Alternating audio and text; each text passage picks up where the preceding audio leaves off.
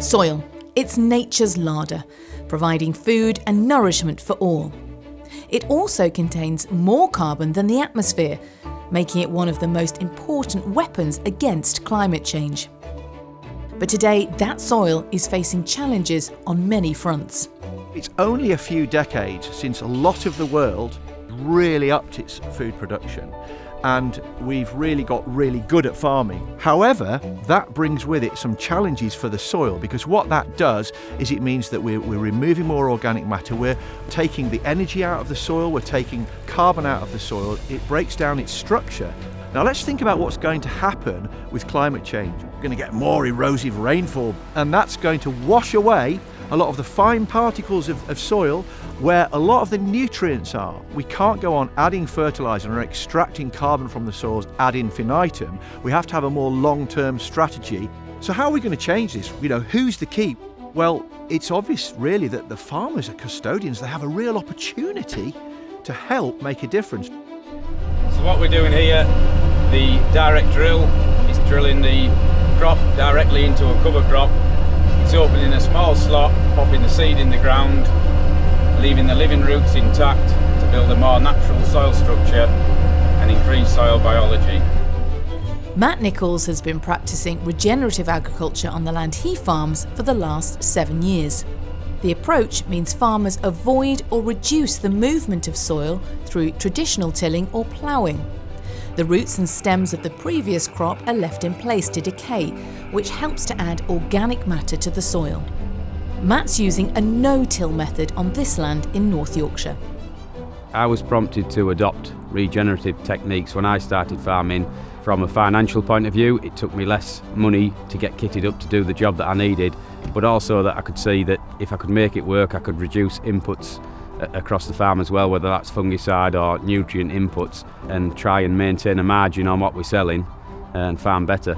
The main benefits to me from direct drilling that I've seen are the travelability of the soil once you've direct drilled, and if you can get into a decent rotation, you can also improve the water infiltration. So where you would traditionally see water standing in fields, you don't tend to see that as long as you haven't paddled it at harvest. I have also seen a reduced need for nitrogen inputs on the crops that we grow. That's down to direct drilling and the rotation that we're using, and in some cases definitely less weeds coming through in the crops as well.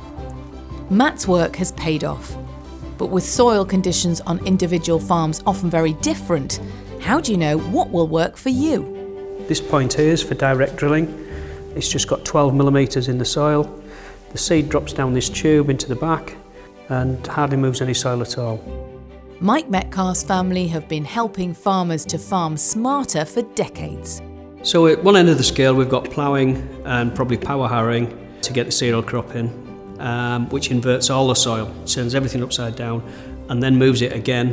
For min-till, we tend to just lift the soil and put it back down again and not invert it, and then drill it.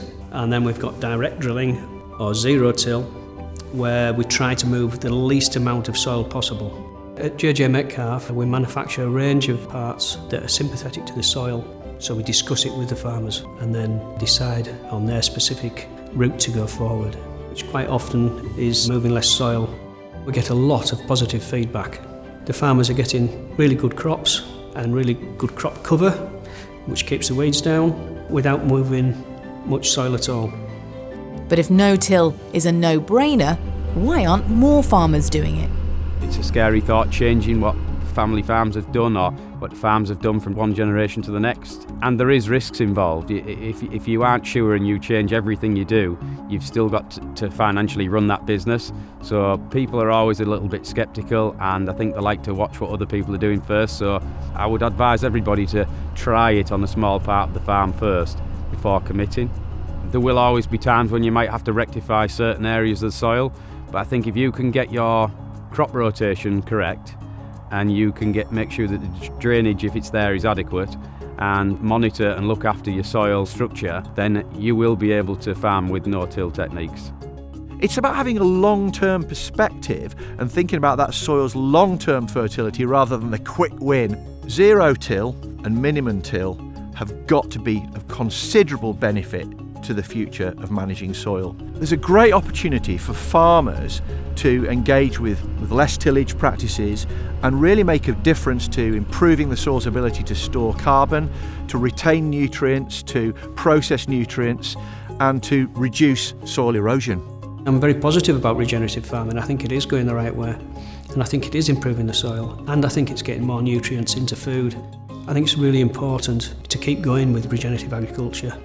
It certainly feels good making things work, making sure that we have something there to leave for future generations, and I think if we can make it work now and pass that knowledge on to them, it will become the new normal way of farming. If we're helping the rest of the world, in fact, keep producing food in a sustainable way, then it has to be a good thing.